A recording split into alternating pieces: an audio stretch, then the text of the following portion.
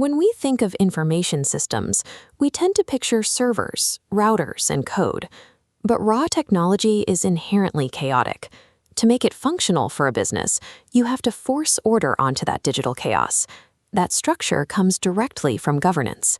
In his 2024 textbook, Information Technology Policy and Strategy, Professor Boateng outlines a foundational equation. IT consists strictly of hardware, software, and networks, but information systems, IS, is broader, merging that technology with people, processes, and business policies. Policies act as the governing mechanisms holding this equation together. They dictate acceptable behavior, forcing the technological and human elements to align. These policies function as architectural blueprints. They provide employees with clear boundaries and empower them to execute structural business objectives. General organizational policies operate at the macro level.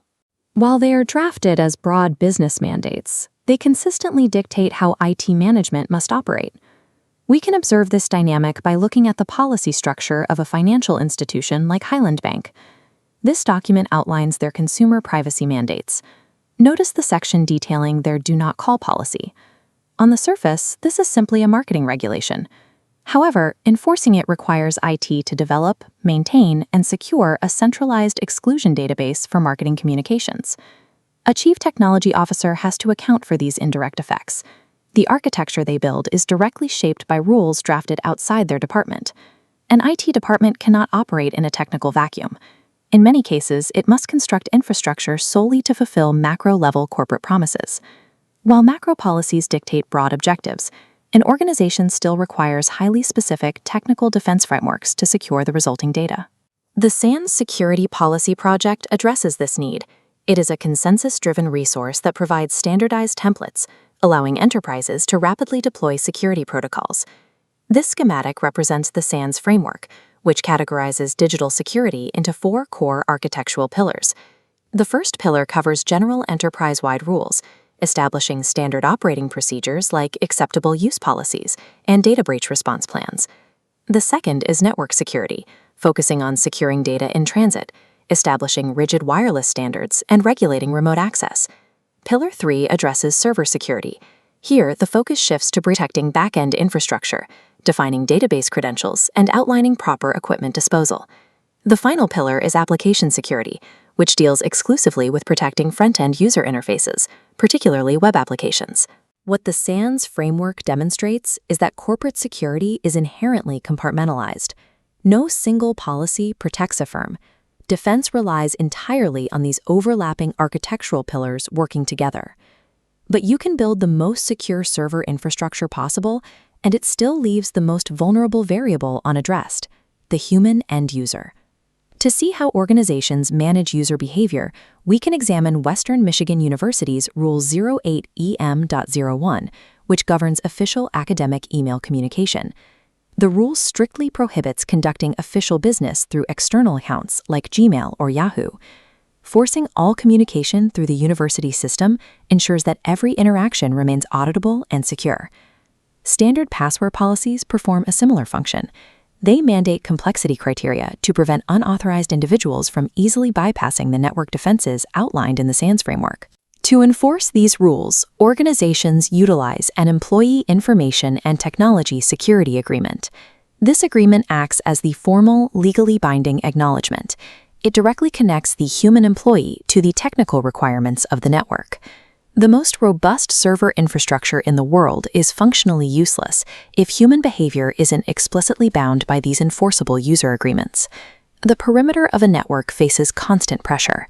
External, unverified hardware introduces security chaos that must be heavily filtered before accessing the secure corporate network. This is managed through Bring Your Own Device, or BYOD policies. Company XYZ's template, for example, establishes clear rules for managing personal smartphones and tablets in the workplace. A complete BYOD program requires 3 critical components: software to manage the connecting devices, a written policy outlining employer and user responsibilities, and a signed agreement acknowledging those rules. Similar strictures apply to general network connection policies. Brown University mandates that all connected devices must run updated antivirus software and install the most recent security patches immediately. But organizations must also plan for when preventative measures fail, relying on reactive frameworks like ID theft and data breach response programs used by financial institutions. These breach policies establish an internal reporting process. Their purpose is to assess the exact scope of the compromised data and ensure the proper disposal of sensitive consumer information. Finally, web publishing and social media guidelines restrict access at the public interface. They explicitly authorize exactly who is allowed to alter the firm's outward-facing digital assets. Ultimately, these edge policies act as a strict operational filter. They allow a business to utilize modern flexibilities, like personal smartphones, without compromising the rigid integrity of the core network. We have looked at a wide spectrum of governance, spanning from the macro business mandates at Highland Bank down to the micro email rules at Western Michigan University. To implement all of these effectively, an organization classifies them into a strict hierarchy of governing mechanisms. At the top is policy. This is the highest governing mechanism, strictly dictating what is or is not done. Below that is strategy.